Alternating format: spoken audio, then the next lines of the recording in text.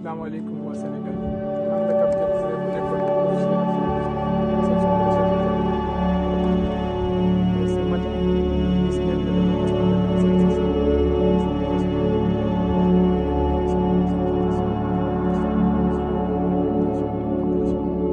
effectivement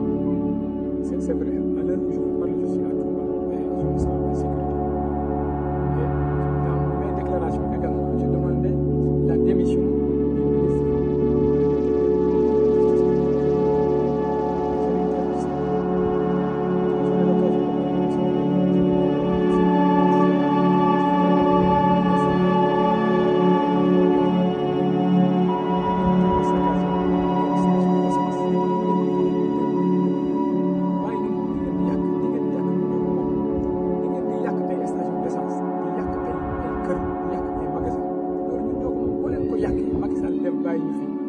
de sonnaat nañ ko defaraat ko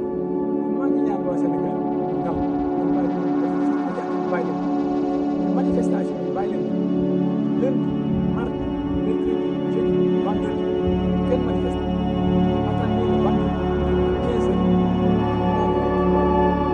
ñëw ba Dakar manifester avec vous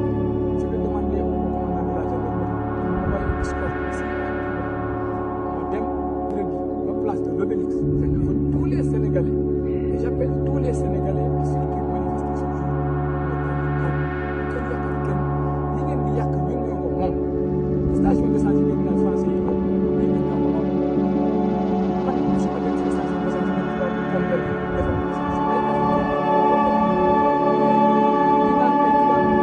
làkk fii di yàq leen bàyyi leen loolu def man je vais vous conseiller désormais yéen boo leen gisee nit di yàq boo leen gisee ñu leen di traité de terroriste